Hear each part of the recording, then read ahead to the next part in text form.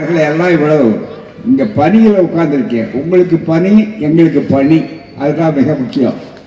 அதை ரொம்ப பெரிய அளவில் உற்சாகத்தோடு இங்கே அமர்ந்திருக்கக்கூடிய அருமை தாய்மார்களுக்கும் பெரியவர்களுக்கும் தோழர்களுக்கும் கட்சிகளுக்கு அப்பாற்பட்ட தமிழின உணர்வாளர்களுக்கும் மிகப்பெரிய அளவில் இங்கே வந்திருக்கக்கூடிய அருமை நண்பர்களுக்கும் முதற்கு என்னுடைய நன்றி. நேரத்தின் நெருக்கடி இருக்கிறது. இதை முடித்துவிட்டு தொடர் வண்டிக்கு போக வேண்டும் என்ற நிர்பந்தம் இருக்கிறது. என்றாலும் உங்களை எல்லாம் பார்க்கும்போது எல்லாவற்றையும் மறந்துவிட்டு உங்களோடு பேசிக்கொண்டே இருக்க வேண்டும் என்று சொல்லக்கூடிய உணர்ச்சி தான் இந்த கூட்டத்தில். நீங்கள்லாம் இவ்வளவு உட்கார்ந்துருக்கிறீங்க, இவ்வளோ கேட்குறீங்க. மிக நீண்ட காலத்துக்கு முன்னால் ஒரு எளிய முறையில் இன்னைக்கு தண்ணீர் தொட்டிங்க ஐயா ஆளவந்தார் அவர்கள், அவர் அரசியல் சட்டத்தை கையகல கடிதாசியை எரித்து அவர்கள் இந்த ஊரில் மிக முக்கியமாக எல்லா பகுதிகள்லையும் ஒவ்வொரு பகுதியாக எரித்தாங்க. நான் இருந்தேன். அவர் எரித்த நேரத்தில் ஒவ்வொரு தோழர்களையும் சிறைச்சாலை சட்டக்கல்லூரி மாணவர் அவர், நான் அங்கே மிக படித்து கொண்டிருந்தோம்.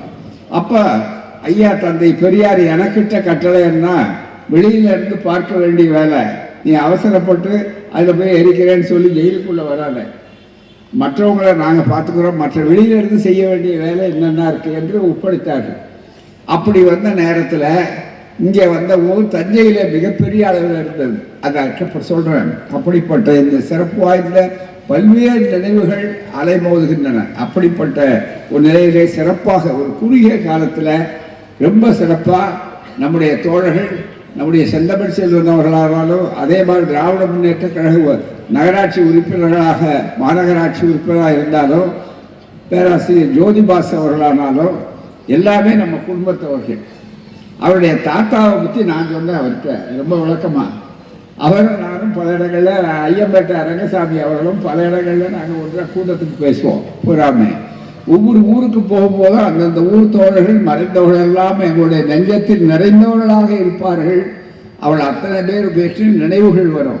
அப்படிப்பட்ட ஒரு நல்ல அருமையான இந்த சூழலில் இங்கே பேசக்கூடிய தலைமை இருக்கக்கூடிய இந்த கூட்டத்தை ஏற்பாடு செய்து தலைமை இருக்க மாவட்ட தலைவர் அமர்சிங் அவர்களே, வரவேற்புரை ஆற்றிய பேராசிரியர் ஜோதிபாஸ் அவர்களே, இணைப்புரை சிறந்த மாநகர செயலாளர் தமிழ்ச்செல்வன் அவர்களே, திராவிட முன்னேற்ற கழக தலைமைச் செயற்குழு உறுப்பினர் முதுபெரும் கொள்கையாளர் ஐயா, திராவிட இயக்கத்தினுடைய இந்த பகுதிக்கு ஒரு சொத்து என்று கருத வேண்டும் அவர்கள் செல்வம் அவர்களே, தஞ்சை துணை மேயர் அன்பிற்குரிய டாக்டர் அஞ்சுகம் பூபதி அவர்களே, காங்கிரஸ் கட்சியினுடைய மாநகர மாவட்ட தலைவர் என்பதற்குரிய விடுதலை வாசகர் ஐயா பிஜி ராஜன் அவர்களே, இந்திய கம்யூனிஸ்ட் கட்சியினுடைய மாவட்ட செயலாளர் முத்து உத்திராபதிய தோழர் முத்து உத்திராபதி அவர்களே, மார்க்சிஸ்ட் கம்யூனிஸ்ட் கட்சியினுடைய நகர செயலாளர் தோழர் வடிவேலன் அவர்களே, திராவிட முன்னேற்ற கழக மாவட்ட இளைஞரணி துணை அமைப்பாளர் மாமன்ற உறுப்பினர்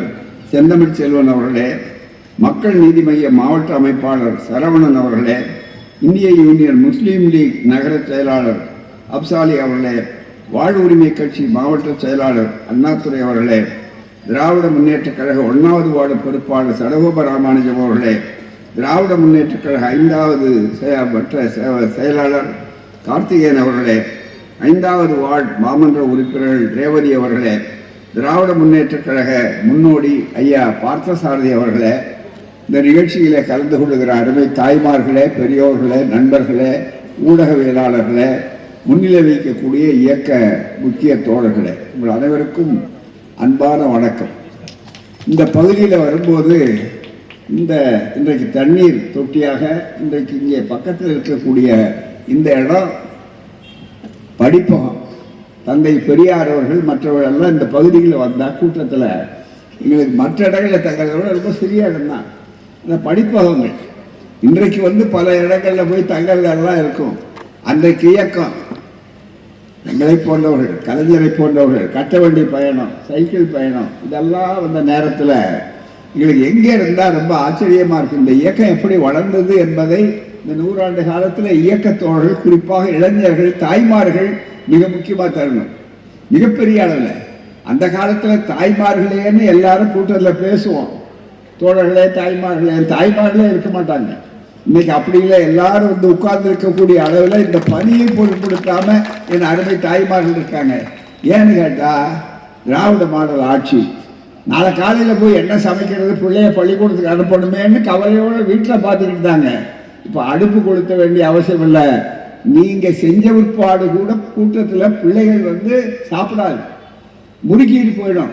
அதை சாப்பிட வைக்கிறதுக்காக பின்னால் ஓடி ஓடி ஓடி நீங்கள் புடி இந்த சாப்பிட்டு போ பள்ளிக்கூடத்துக்கு போகிறதுக்கு முன்னாடி அப்படின்னு கேட்பீங்க. ஆனால் இப்போ அப்படி இல்லைம்மா, அங்கேயே போகிறேன். பள்ளிக்கூடத்தில் எல்லா பிள்ளைகளோட நான் சமமாக உட்காந்து சாப்பிட்றேன். காலை சிற்றுண்டி, மதிய உணவு, இன்னும் ராத்திரி ஒன்று தான் பாக்கி. சாப்பாடு சாலை வச்சா கொடுத்துடுவார். மிக முக்கியமாக இதெல்லாம் வந்துடக்கூடாதுன்றதான் கழுத்தை பிடிக்கிறதுக்கு ஒரு ஆள் அனுப்பிச்சிருக்கான், வேற ஒன்றுமே இல்லை. இதெல்லாம் வந்துடக்கூடாது, இந்த பெருமையெல்லாம் வந்துடக்கூடாது, நம்ம பிள்ளைகள்லாம் படிச்சிடக்கூடாது, நம்ம பெண்கள்லாம் படிச்சிடக்கூடாதுங்கிறதுக்காக தான் ஒரு டெல்லி ஏஜென்ட்டுக்கு வந்திருக்காரு. வந்து உட்கார்ந்து குறுகுசாலி விட்டுட்டு இருக்காரு. மிக முக்கியமாக அவரை வெளியேற்ற நாள் வரையில இந்த இயக்கமும் மக்களும் சாதாரணமாக இருக்க மாட்டார்கள். எனவே திராவிட முன்னேற்ற கழகம் கொடுத்திருக்கிற ஒரு முழக்கம் என்று நினைக்கக்கூடாது. இதுதான் தமிழ்நாட்டின் குரல், தமிழ்நாட்டின் ஏக குரல். ஏன்னா இதுல வந்து துரோகிகள் என்னைக்கு இருப்பார்? ராமாயண காலத்து விபீஷணன் இல்லையா, பிரகலாதன் இல்லையா, இன்னும் யாரும் இல்லை, எல்லாரும் இருப்பாங்க. ஆனா இந்த உணர்வுகளுக்கு முன்னாலே யாரும் இருக்க முடியாது. அதனாலதான் இந்த காரணியெல்லாம் செய்யறதுக்கு குறுக்கு சால்விடணும். மிக முக்கியமா பிள்ளைகள் மகிழ்ச்சியா இருக்காங்க, தாய்மார்கள். அது மட்டுமல்ல, எவ்வளவு நெருக்கடி. இன்னைக்கு நான் பேசிட்டு இருந்தோம், முதல்வர்கிட்ட வற்புறுத்தி பேசுறேன். என்னங்க பொங்கல் காசு கொடுக்கலன்னு ரொம்ப வருத்தப்படுறாங்களே தாய்மார்கள், என்னையா பண்றது? அதுக்காக என்னன்னோ மண்டையை உடச்சி பார்க்குறோம். இவ்வளவு நெருக்கடி. ஊருக்கு காசு கேட்டார்ல, பேசும்போது அழகா சொன்னார்ல, இன்னைக்கு வீரம் பேசுறவர்கள் யாருன்னா கேட்கிறோம். இன்னைக்கு பல காரியங்கள் சொல்றார்களே, மிகப்பெரிய அளவிற்கு இவ்வளவு பெரிய புயல், தொடர்ந்து புயல். இன்னும் கேட்டால் இது வரையில நீங்களே பார்த்துருப்பீங்க, தமிழ்நாட்டு மக்கள் இது வரையில ஒரு குறிப்பிட்ட காலத்தில் புயல் மையம் கொண்டது, திரும்ப இது வந்தது, அதோட முடிஞ்சு போச்சு. அப்படி இல்லை, இது தொடர்ந்து இந்த கவர்னர் தொல்லை மாதிரி அது ஒரு தொல்லை தொடர்ந்து நடந்துகிட்டே இருக்கு. அதுதான் மிக முக்கியம், மிகப்பெரிய அளவிற்கு. ஆகவே அப்படிப்பட்ட ஒரு கொடுமையிலும் மாசம் பிள்ளைகளுக்கு இலவசம், எல்லாம் இலவசம். சைக்கிள் நீந்தி திராவிட இயக்கம், திராவிட மாடல் ஆட்சி. அதை விட இன்னும் அதிகமாக என்னன்னா, வீட்டில் என்ன பண்றது? பிள்ளைகள்லாம் போயிட்டாங்க, வீட்டில் என்ன பண்றதுன்னா, படித்த பிள்ளைகள் அதோடு நிற்கக்கூடாது. 10வது வர கலைஞர் என்ன பண்ணாரு? இந்த திருமண உதவி திட்டத்துக்கு முதல்ல என்ன பண்ணாரு?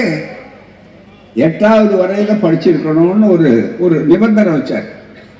8வது ஃபெயில் ஆனா கூட பரவாயில்லன்னு. ஏன்னா அப்படியாவது 8வது வரையில எட்டி பார்ப்பார். நான் எது பண்ணுவேன்? 8வது எழுத்தறி பெண்கள் படிக்கக்கூடாது, லெட்டர் எழுதிடுவாங்க. தாய்மார்கள் சொல்லுவாங்க. இந்த மாதிரி இன்னைக்கு பார்த்தீங்கன்னா பூபதி, நம்முடைய அருமை அஞ்சுகம் பூபதி அவர்கள் டாக்டர்லயே எம்டி பட்டம் படிச்சு இருக்கிற பெரிய டாக்டர். சாதாரணமா ஒரு காலத்தில் என்ன, எனக்கு மகிழ்ச்சியா இருக்கு, தாய்மார்கள்லாம் சேரில் உட்கார்ந்துருக்கேன். 100 வருஷத்துக்கு முன்னால இந்த நாற்காலியில உட்கார்ந்து இருப்பீங்களா? மிகப்பெரிய உட்கார்ந்த தைரியம் இருக்குமா? செருப்பு போடுறதுக்கு அனுமதி இல்லையே. அந்த காலத்துக்கு திருப்பி கொண்டு போகணும் தான் ரொம்ப பேர் விரும்புறா. போடுற செருப்பை கழட்டி விட்டு இருக்கான்.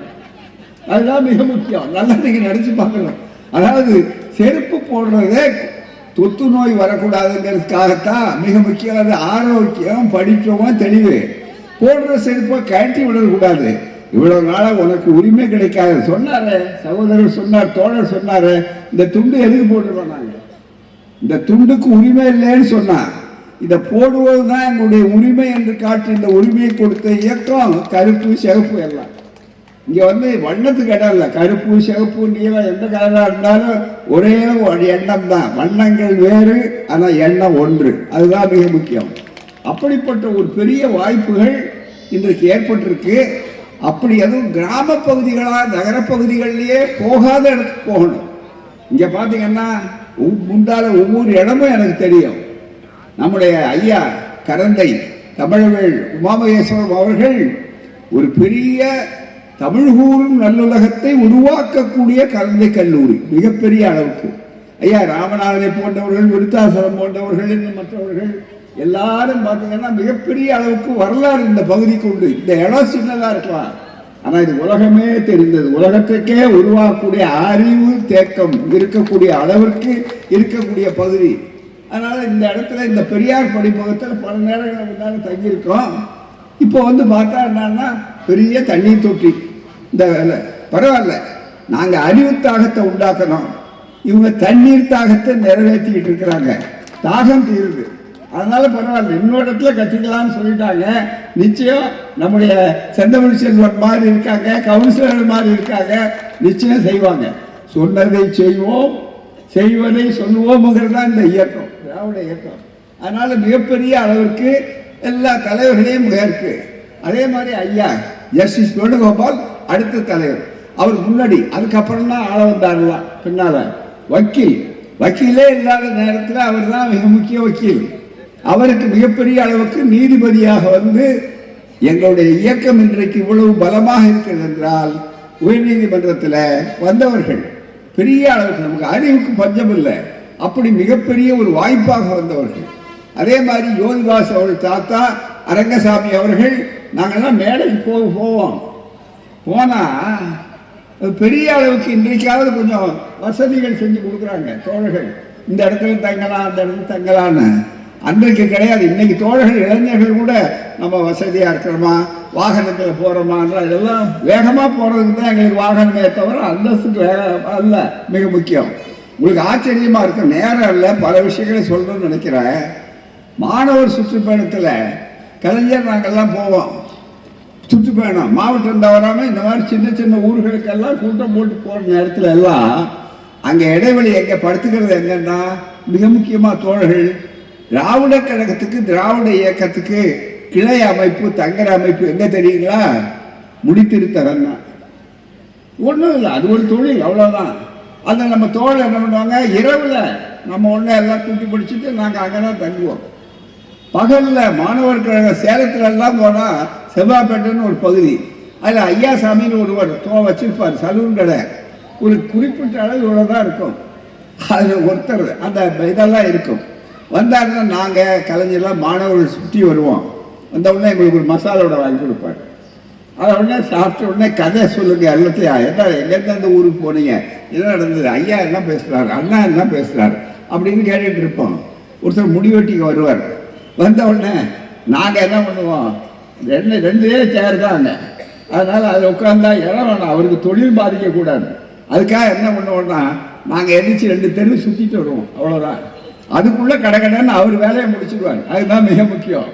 அப்புறம் அடுத்தபடியாக எங்களுக்கு டீ வாங்கி கொடுப்பார், மிக முக்கியமாக. இப்படி இருந்த இயக்கம், இந்த இயக்கத்தை எந்த கொம்பலாலும் அசைத்து விட முடியாது.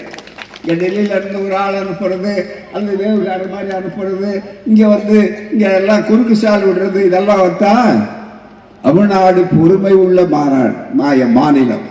இங்கே நம்ம குறுக்கு வழியில், அறவழிக்கு அப்பாற்பட்ட வழியிலாம் போக மாட்டோம். இது ஒரு ஜனநாயக அமைப்பு, மக்களாகிய நீங்கள் இருக்கீங்க, அதனால மக்கள் தெளிவாக போட்டிருக்காங்க. அதனால தான் மக்களுக்கு தெளிவாக இருக்கு. இன்னைக்கு இவ்வளவு நெருக்கடி என்ன வழி அப்படின்னு பார்த்தா, ஒரு பக்கம் ஆளுநர் மூலம் தொந்தரவு, இன்னொரு பக்கம் பார்த்தீங்கன்னா நெருக்கடி. நமக்கு வர வேண்டியது ₹1 கொடுக்கலையே, என்ன அர்த்தம் கேட்டாரு? இவ்வளவு பெரிய புயல், இவ்வளவு பெரிய சங்கடம், 3-4 முறை திரும்பி 2-3 ஆண்டுகளில் நாம் எவ்வளோ அவஸ்தைப்பட்டிருக்கிறோம்.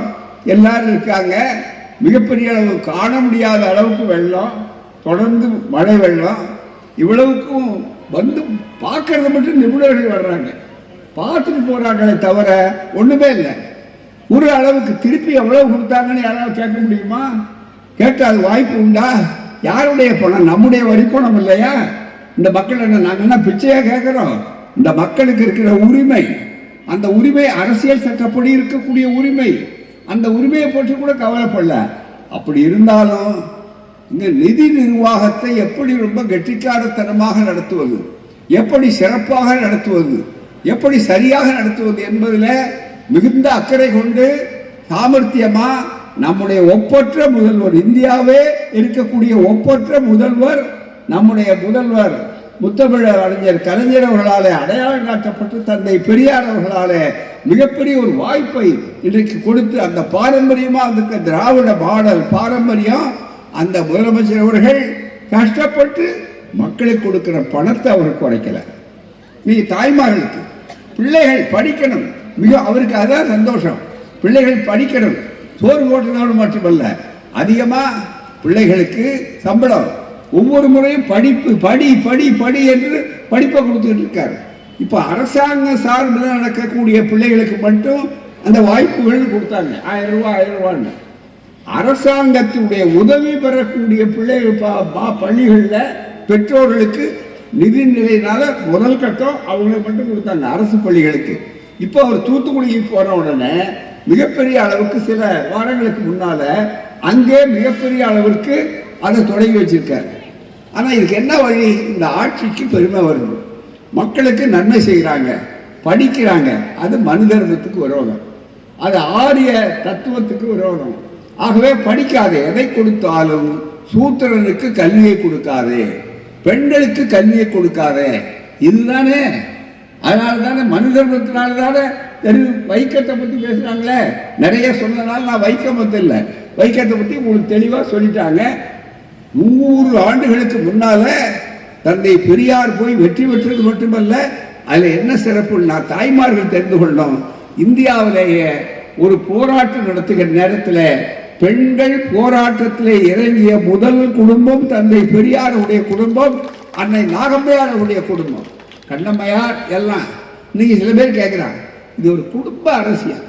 குடும்ப அரசியல் அந்த பைத்தியக்காரர்களே முதல் 100 வருஷத்துக்கு முன்னால போனது யார்? பெரியாருக்கு முன்னால போனது என்ன சொத்துக்கா போனாங்க? நாய் கேட்டாரு, நாய் போகலாம் நரி போகலாம் வரக்கூடாது ஏன் கேட்டாரு. இன்றைக்கு எல்லாரும் போகக்கூடிய அளவுக்கு உரிமை வாங்கி கொடுத்தது அது மிக முக்கியம். நடக்க உரிமை, பிறகு படிக்க உரிமை, பிறகு பதவிக்கு போறதுக்கு உரிமை, எல்லா உரிமை கொடுத்த உடனே பொருட்களை ஆரியம் பல ரூபத்தில் வருது. மிகப்பெரிய அவதாரம். அந்த வாய்ப்புகளை வைத்துக் கொண்டு அவர்களை குணவு செய்கிறார்கள் சொன்னால் என்ன ஆகும்? இன்னைக்கு அதனாலதான் இன்னைக்கு மிகப்பெரிய அளவிற்கு இந்த வாய்ப்புகளை மக்கள் மத்தியில் சொல்றோம். ஒவ்வொரு இடத்துக்கும் போய் மக்களுக்கு மத்தியில் சொல்லணும். இந்த இயக்கம், இந்த கொள்கை, இது அத்தனையும் என்ன பண்றா? நம்ம அளவில் யாராவது விலைக்கு வாங்க முடியுமா?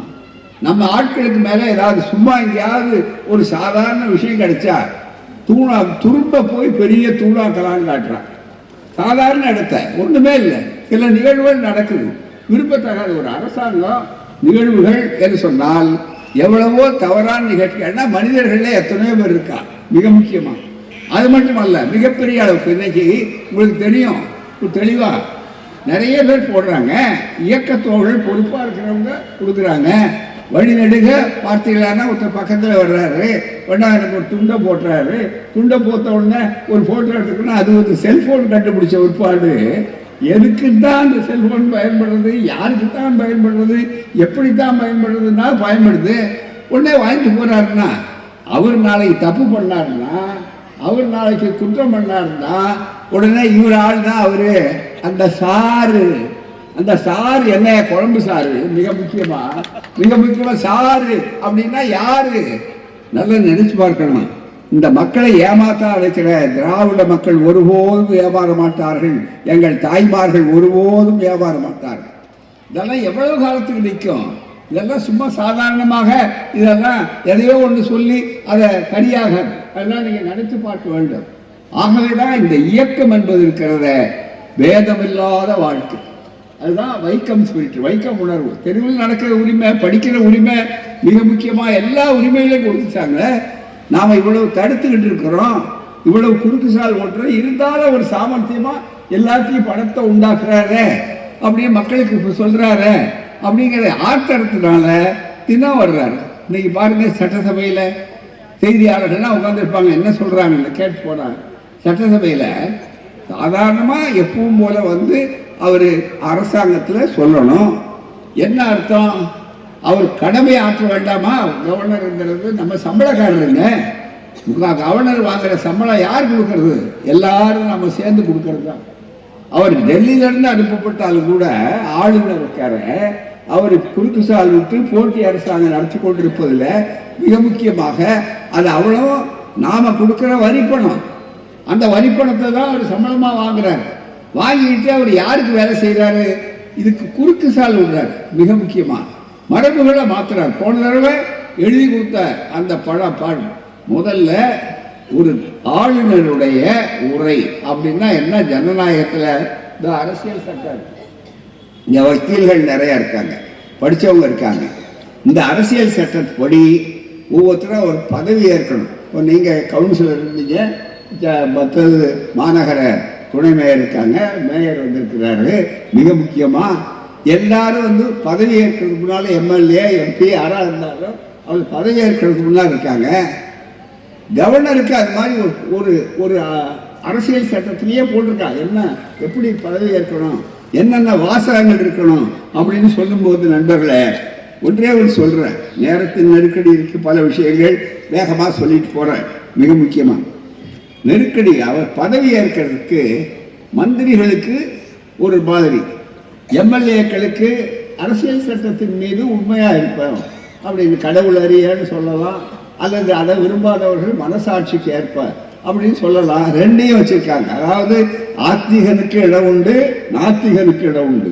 கடவுள் நம்பிக்கையாளர்களுக்கு இடம் உண்டு, கடவுளை ஏற்காதவர்களுக்கும் இடம் உண்டுங்கிறதெல்லாம் மனசுல வச்சுதான் அண்ணல் அம்பேத்கர் போன்றவர்கள், புரட்சியாளர் அம்பேத்கர் போன்றவர்கள் சிறப்பாக இந்த உணர்வுகளை உண்டாக்கியிருக்கார். அதுல அமைச்சர்களுக்கு, நீதிபதிகளுக்கு அல்லது நகராட்சி உறுப்பினர்கள் மற்றது மாநகராட்சி இவர்களுக்கெல்லாம் இல்லாத ஒரு தனி சிறப்பு ஆளுநருக்கு மட்டும் வச்சிருக்காங்க. நல்லா கவனிக்கணும், இந்த செய்தி ரொம்ப மிக முக்கியமானது. பல பேர் வந்து இதை தெரியாது. மிக முக்கியமா அதுல இந்த உறுதிமொழியில என்ன வாசகங்கள் இருக்குன்னா ஏற்பாடு செய்திருக்கிறார்கள் சொன்னால் ரொம்ப மிக முக்கியம். அதை மட்டும் படிக்கிறேன்னு சொல்றேன். Every governor and every person discharging the functions of the governor, கவர்னருங்கிற பதவியை அங்க செலுத்த அந்த இடத்துல இருக்கக்கூடிய எல்லாரும் அந்த கடமையாற்றக்கூடியவர்கள் என்ன செய்யணும் அப்படி சொல்லும்போது, before entering upon his office make and subscribe in the presence of the chief justice of the high court exercising the jurisdiction in relation to the state. முதல் இவர் பதவி ஏற்பது யாருக்கு முன்னால் எடுக்கணும்? தலைமை நீதிபதி முன்னால் எடுக்கணும். இவருக்கு மட்டும், மற்றவங்க இவர் முன்னால மற்றவங்க எடுப்பாங்க. முதல்ல தலைமை நீதிபதி முன்னால் இருக்கணும். Chief justice of the high court exercising jurisdiction in relation to the state. அதுக்கு பதிலாக அவர் வரலன்னா தலைமை நீதிபதி படா எல்லை காலியா இருந்ததுன்னா யார் மூத்த நீதிபதியோ அவர் முன்னால் இருக்கலாம்னு போட்டுட்டு என்ன வாசகங்கிறத போட்டிருக்காங்க. வாசகம் ரொம்ப மிக முக்கியம். அவர் பதவி பிரமாணம், பதவியில் இருக்க டியூட்டி, தன்னுடைய கடமையை செய்யறதுக்கு முன்னால என்ன செய்யணும் அப்படின்னா மிக முக்கியமா அந்த நேம் இப்போ இவர் படிக்கணும்னா ரவியும் படிக்கணும். அதுதான் மிக முக்கியம். will faithfully execute the office of the governor or discharge the functions of the governor in the name of the state. Tamil Nadu இதெல்லாம் சொல்லணும். and will be the best to my ability and preserve. என்னுடைய திறமைக்கு ஏற்ப preserve, protect, defend the constitution. இந்த அரசியல் சட்டத்தை பாதுகாப்பேன், காப்பாற்றுவேன், அதுக்கு நெருக்கடி வந்தால் அதுக்கு நிற்பேன் அப்படின்னு சொல்லி அத்தனை defend the constitution and the law that I will devote myself to the service அப்படின்னு போட்டாங்க. இது எல்லாருக்கும் இருக்கும். நான் அரசியல் சட்டத்தை பாதுகாப்பேன், அரசியல் சட்டத்தை காப்பாற்றுவேன், அரசியல் சட்ட விமர்சனம் வந்தால் அதுக்கு சொல்லக்கூடிய அளவுக்கு வருவேன். இது எல்லாரும் மிகப்பெரிய அளவிற்கு அமைச்சர்கள் படிக்கிறாங்க, முதலமைச்சர் படிக்கிறாரு, குடியரசுத் தலைவர் சொல்றாரு. இது எல்லாத்துக்கும் கிட்டத்தட்ட ஒரே மாதிரி தான் இருக்கு. ஆனா ஆளுநர்களுக்கு மட்டும் வரும்போது ஒரு வார்த்தையை கூட சேர்த்துக்கிறார் அம்பேத்கர் அந்த குழுவினர். இது ரொம்ப மிக முக்கிய. ஆளுநர்களுக்கு என்ன போட்டிருக்காங்கன்னா மற்றது மாதிரி இல்லை. To devote myself to the service and I will devote myself to the service and wellbeing of the people of the state அப்படின்னு. அதாவது நான் என்னுடைய கடமைகளை நிறைவேற்றுவது மட்டுமல்லாமல் மக்களுடைய நலவாழ்வுக்காக, தொண்டுக்காக நான் இந்த பணி செய்வேன் இருக்கார் எல்லாரும் கூட. ஏன்னா இந்த மாதிரி கவர்னர்கள் வருவாங்கன்னு அப்பவே எதிர்பார்த்திருக்காரு. மக்களுக்கு நலவாழ்வு, மக்களுடைய நலத்துக்காக, சர்வீஸ் ஆஃப் தி பீப்புள். ஜனங்களுக்கு செய்யணும். அப்ப நீங்க யாரை புறக்கணிக்கிறீங்க? ஜனங்களால் தேர்ந்தெடுக்கப்பட்டவர் தான் எம்எல்ஏ, எம்எல்ஏக்களால் தேர்ந்தெடுக்கப்பட்டவர் தான் முதல்வர். முதல்வர் அவருடைய கருத்தை சொல்றாரு, எம்எல்ஏக்கள் கூடுறாங்க, அந்த ஆண்டுக்கு ஒவ்வொரு ஆண்டும் ஆளுநர் வர்றாங்க, அவருடைய உரையை படிக்கிறாங்க. ஆளுநர் உரைங்கிறத அவர் எழுதிட்டு வர்றதில்லை, ராஜ்பவனில் உட்காந்துட்டு எழுதிட்டு வர்றதில்லை. எழுதுனா அவங்கவுங்க என்ன எழுதுவாங்கன்னு தெரியும் அப்பவே பார்த்து. இது கொள்கை முடிவு. அந்த மந்திரி சபையில் உட்கார்ந்து என்னென்ன திட்டங்கள் செய்திருக்கிறார்கள், இந்த ஆண்டு என்ன செய்ய போறோம், கடந்த ஆண்டு என்ன செஞ்சிருக்கிறோம், மக்களுக்கு தெரிவிக்கிறதுக்காக பாலிசி மேட்டர்ஸ், கொள்கை அறிவிப்புகள், இது அத்தனையும் செய்யறதுக்காக அமைச்சரவையில் இதை முடிவு பண்ணி அரசாங்கம் தயாரித்து ஆளுநருக்கு அனுப்புறாங்க. ஆளுநர் அதை படிக்கிறார். நீங்க தெரிஞ்சுக்கணும், சாதாரண மக்கள் முன்னாலேயே ஆளுநருக்கு மட்டும் தெரியும், அவர் போய் படிக்கிறார். இதான் நீங்க பேசணும் அப்படின்னு கொடுக்குறாங்க. ஏன்னா அவர் சொந்த கருத்தை அங்கே சொல்ல முடியாது, சொல்லக்கூடாது அரசியல் சட்டப்படி. அப்படி வரும்போது இவற்றை போய் ஆளுநருக்கு கொடுத்துடுறாங்க. சபாநாயகர் போறாரு, அழைப்பு கொடுக்குறாரு, கௌரவம் வர்றாரு, வரவேற்கிறாங்க. அதில் என்ன குறைச்சல்? வேற எந்த ஒரு மாநிலமாக இருந்தாலும் இவ்வளவு தூரம் நம்முடைய முதல்வர் மாதிரி இவ்வளவு இணக்கமாக இவ்வளவு தன்னை சங்கடப்படுத்திய பிற்பாடு கூட நடந்து கொண்ட பொறுமைசாலி வேற யாரும் கிடையாது. மிகப்பெரிய அளவுக்கு அளவு கடந்த ஒரு பொறுமையோடும் கண்ணியத்தோடும், ஏன்னா அவர்கள் பயிர்ந்தது கடமை, கண்ணியம், கட்டுப்பாடு, அதுதான் மிக முக்கியம். அதனாலதான் அது முன்னால் நிற்குது. அவர்களுக்கு எது கடமை அதை ஆற்ற தெரியும், எது கண்ணியத்தோட செய்ய தெரியும், கட்டுப்பாடோடு நடந்துக்க முடியும். அதனாலதான் பாதுகாப்போட போயிருக்கிறார். மிகப்பெரிய அளவு எண்ணி பார்க்கணும்னா உடனே வன்முறையை போட்டு வழக்குன்னு என் மேலே போடணும்னு நினைக்காதீங்க. போடாம போட்டா எனக்கு ரொம்ப மகிழ்ச்சி, அது ஒரு சந்தேகமே இல்லை. இது என்ன இருக்கு, உங்கள்கிட்ட வாதாடுறதை விட அங்கே வாதாடுறது இன்னும் சுலபம், பயனுள்ளதாக இருக்கும். அதனால வரல. அதோட எனக்கு என்ன, இப்போ எல்லா ஊர்களையும் போயாச்சு, 92 வரை ஞாபகப்படுத்துறாங்க. இவங்க அங்கேயும் உட்காந்தா எழுத வேண்டிய கருத்து, படிக்க வேண்டிய கருத்து ரொம்ப நிம்மதியாக படிக்கிறாங்க. அதோட சந்தேகமே இல்லை. என்ன அர்த்தம்? ஆகவே எண்ணி பாருங்கள் தோழர்களே, ஒரு நல்ல ஆட்சி, திராவிட மாடல் ஆட்சி, மக்கள் உரிமையை காப்பாற்றக்கூடிய ஆட்சி, வைக்கம் உணர்வுகளை உருவாக்குவதற்காக வைக்கத்தில் 2 முதல்வர்கள் சேர்ந்து நம்முடைய உணர்வுகளை உண்டாக்குனாங்க. இன்னைக்கு தாய்மார்களுக்கு இவ்வளவு பெரிய வசதிகளை, வாய்ப்புகளை கொடுக்குறாங்க, பிள்ளைகளுக்கு வந்திருக்கு. இதெல்லாம் தானே பார்த்து ஆத்திரப்படுறான். அதுதானே மிக முக்கியம். அமித்ஷான்னு ஒரு உள்துறை அமைச்சர் இருக்காரு, பாராளுமன்றத்தில் என்ன சொல்றாரு, எப்ப பார்த்தாலும் அம்பேத்கர் அம்பேத்கர் அம்பேத்கர்ங்கிறீங்களா? அப்பதான் எல்லாரும் பார்த்தா நாடே அம்பேத்கர் அம்பேத்கர் அம்பேத்கர். மிகப்பெரிய அளவுக்கு அம்பேத்கர் அப்படின்னு சொன்னா ஏன் அவ்வளவு காதல் பண்றாங்க? அம்பேத்கர் இந்த பேதத்துக்கு விரோதி, பார்ப்பனியத்துக்கு விரோதி, ஆரியத்துக்கு விரோதி. பெரியாரும் அம்பேத்கரும் ஒரு நாணயத்தினுடைய 2 பக்கங்கள்னு சொல்லக்கூடிய அளவிற்கு இருக்கக்கூடியவர்கள். அதனால எப்படி இருந்ததுன்னு எழுதுறாங்க. அவனுக்கு என்ன ஆத்திரம்? இன்னைக்கு மிகப்பெரிய அளவுக்கு இன்னைக்கு அம்பேத்கர் வேஷம் போட்டுக்கிட்டு முகமூடி போட்டுக்கிட்டு காட்டக்கூடியவர்களுக்கு துருக்கமா உங்களுக்கு சொல்றேன், ஒன்றே ஒன்று ஆதாரத்தோட. இன்னைக்கு இந்த ஆட்சி ஏன் பார்ப்பவர்கள் இவ்வளவு ஆத்திரப்படுறாங்க? ஏன் அவர்கள் இப்ப பார்ப்பவர்களுடைய தந்திரம் எப்பவுமே அவங்க களத்துக்கு வரமாட்டாங்க, நேராக வரமாட்டாங்க. நம்ம ஆளுகளை கூலிப்பட்டாளத்தான் ரெடியா வச்சிருக்கான். மிக முக்கியமா அந்த கூலிப்பட்டாளம் பல மாதிரி இருக்கும், அது ஒரு கட்டத்தில் சாட்டையால் அடிச்சுக்கும். அதுதான் மிக முக்கியம். ரொம்ப நாள் இந்த கடக்கூத்தாடிகள்லாம் பார்த்தீங்கன்னா ஊருக்கு ஊரு சாட்டையால் அடிச்சாங்க. எனக்கெல்லாம் என்ன பார்த்தாங்கன்னா ரொம்ப கடுமையாக சொல்றது கூட ஞாபகம் வரல. ஏன்னா கஷ்டப்பட்டு ஏறு உழவ சமுதாயத்திலிருந்து ஒருத்தரை கொண்டு வந்து இந்த இயக்கம், திராவிட இயக்கம் படும்பாடுபட்டு வகுப்புரிமை உண்டாக்கி ஐபிஎஸ் ஆகக்கூடிய அளவிற்கு படிச்சு ஒரு போலீஸ் ஆஃபீஸர் அடிச்சா சாட்டையை தனியாக அடிச்சுக்கிறதா? நல்லா நீங்க நினைச்சு பார்க்கணும். சாட்டையெல்லாம் அடிச்சவரெல்லாம் இன்னைக்கு சாட்டையை அடிக்காதேங்கிறது தான் அவர்களுக்கெல்லாம் பட்டத்தை கொடுத்து அவர்களை எல்லாம் இன்னைக்கு நீதிபதியா, அது ஐபிஎஸ் ஐஏஎஸ் அதிகாரி ஆச்சு. அது பூசாரி மகன்லாம் இன்னைக்கு அங்க உட்கார்ந்து இருக்காங்க. அதை செய்யா இவர் ரிவர்ஸ் கீர் போடுறாரு. அதான் பின்னால மிக முக்கியமா இன்னைக்கு அங்க போறாரு. ஒருவேளை நமக்கு புரியல, வேண்டுதலைங்கிறாரு. மிக முக்கியமா என்ன வேண்டுதல்? இப்ப வேணா நல்ல வேண்டுதலா உங்களுக்கு என்ன, எதுக்கு நீங்க அடிச்சுக்கணும்? இவ்வளவு புயல் வந்தது, இவ்வளவு ஒரு காசு கூட கொடுக்கல, அதை வலியுறுத்தக்கூடிய சக்தி என்கிட்ட இல்லையே. நான் ஆளுங்கட்சிக்காக இருந்தாலும் அதுக்காக நீ சாட்டை அடிச்சுக்கிட்டா கூட நான் அனுமதிக்க மாட்டேன். மிக முக்கியமா அப்பவும் சாட்டை அடிக்கிறது தப்புதாயா அப்படின்னு சொல்லி காப்பி அடிக்கிறது எவ்வளவு மோசமோ அதை விட தன்னைத்தானே சாட்டை அடிக்கிறது. அதுல கூட சாட்டையை தேர்ந்தெடுத்து அடிக்கிறதா? இந்த சாட்டை இல்லை அந்த சாட்டை அந்த சாட்டையில கூட வித்தியாசம் பிரிவுனேன். ஏன் உடம்புல கையை பிடிச்சிங்க, காலை பிடிச்சிங்க, இடது கையை வைக்காதீங்க, வலது கையை வைக்காதீங்க. நம்ம தாய்மாருக்கு தெரியுமே, கல்யாணம் ஆகிட்டு வீட்டுக்குள்ள போனா அந்த காலை வைக்காத, அந்த காலை வைக்காத, வலது காலை எடுத்து வச்சு வா பெரியாரெல்லாம் கேட்டாரு, அதெல்லாம் நொண்டி காலா, அது என்ன ஒரு வேலையா? வலது காலில் அடிபட்டாதான் டாக்டர்கிட்ட போவீங்களா, இடது காலில் அடிபட்டா விட்டுருவீங்களான்னு கேட்டார். அப்புறம் தான் நமக்கு அறிவு பிறந்தது, மிக முக்கியமாக. அது மாதிரி முழுக்க முழுக்க நீங்க என்ன செய்து கொண்டிருக்கிறீர்கள் எண்ணி பார்க்கலாம். அது மாதிரி மனிதர்களுக்குள்ள பிரிச்சு இது பிரிவினை பிரிவினை பிரிவினை மக்களை ஒன்றுபடுத்தவர்கள் இந்த இயக்கம். அதுதான் மக்கள் எல்லாம் பேதம் கிடையாது, ஆண் பெண் பேதம் இருக்கக்கூடாது, அதுதான் மிக முக்கியம். ஆண் எஜமானன் பெண் அடிமை என்ற பேதம் இருக்கக்கூடாது, அதுதான் இந்த இயக்கம். நம்ம எல்லாரும் உட்கார்ந்துருக்கோமே, ஒரு 100 வருஷத்துக்கு முன்னால இப்படி எல்லாரும் உட்கார்ந்துருக்க முடியுமா? சொன்னார ஐயா, நம்ம களிமேடு செல்வம் சொன்னாரு. இங்க மிக முக்கியமா ஊருக்கு போனா என்ன செய்யணும்னு சொன்னாரு.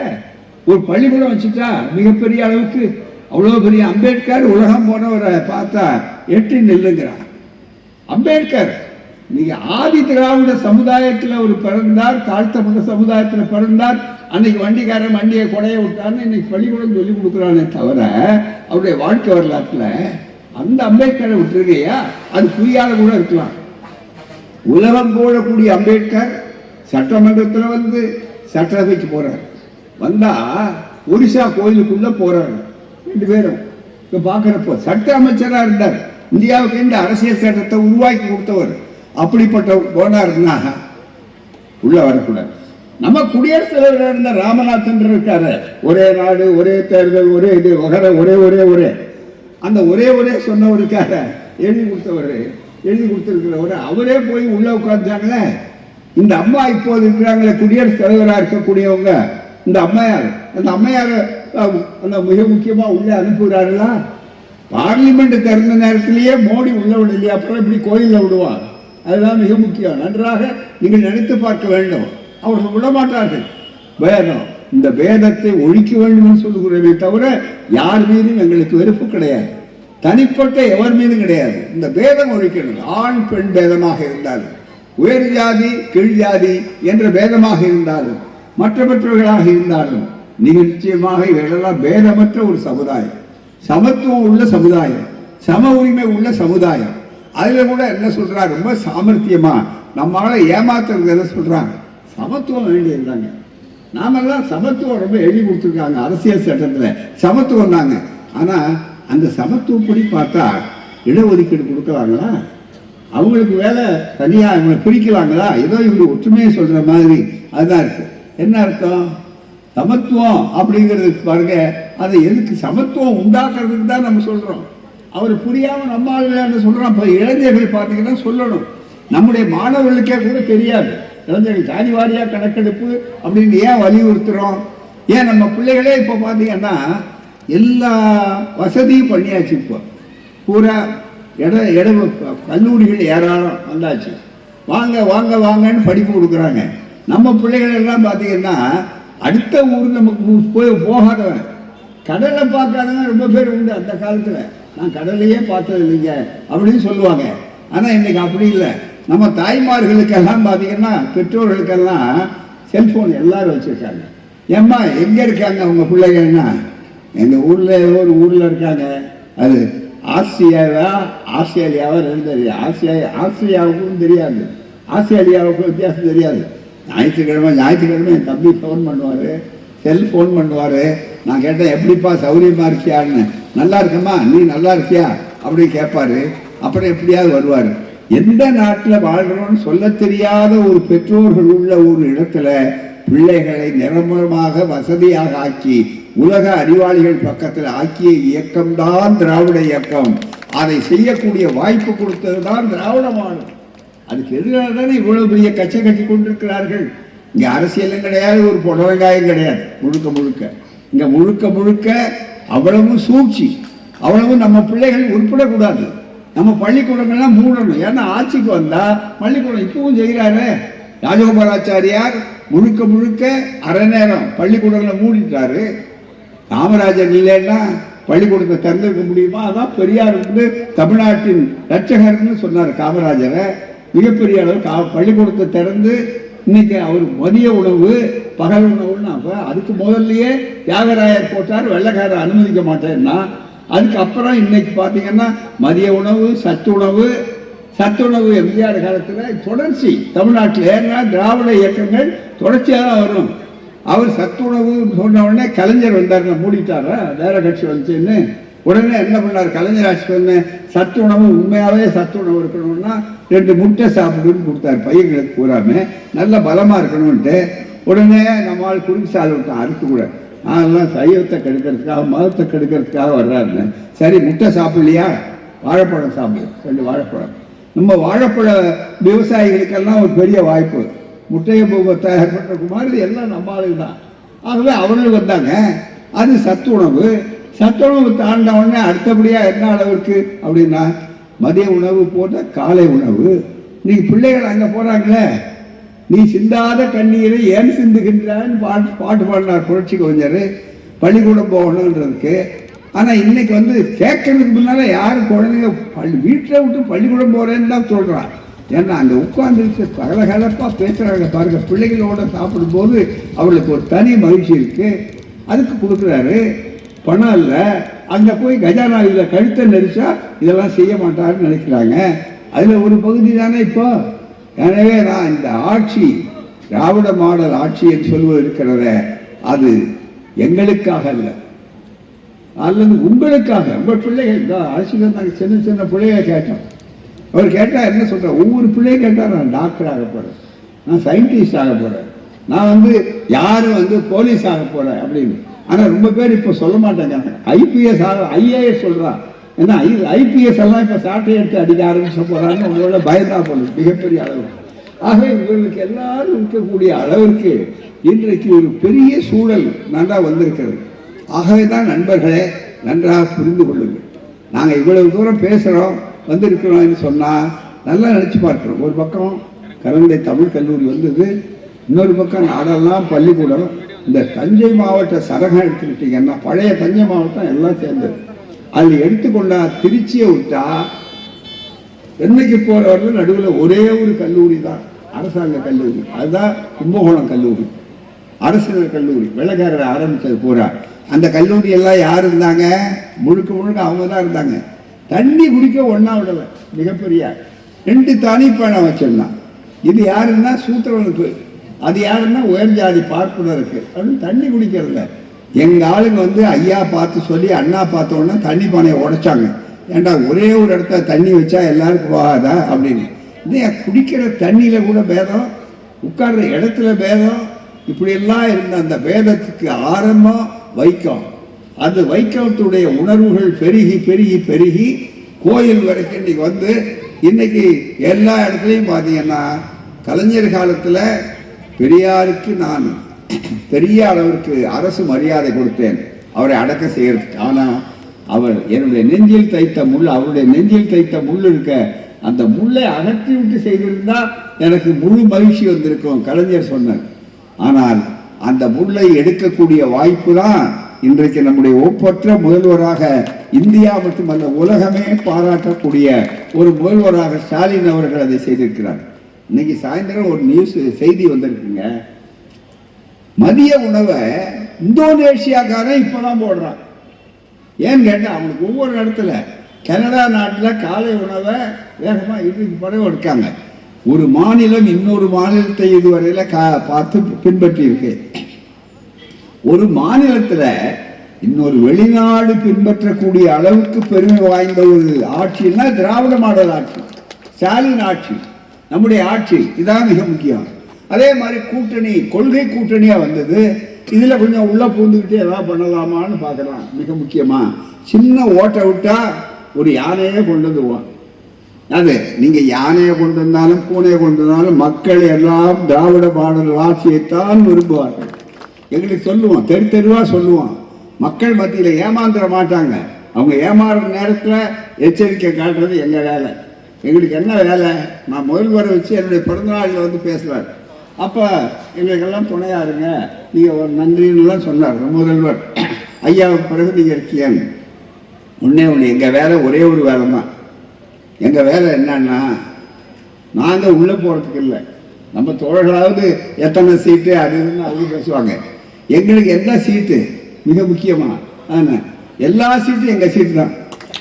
அத்தனை சீட்டு 234 தான், அவ்வளவும் எங்க சீட்டு தான்.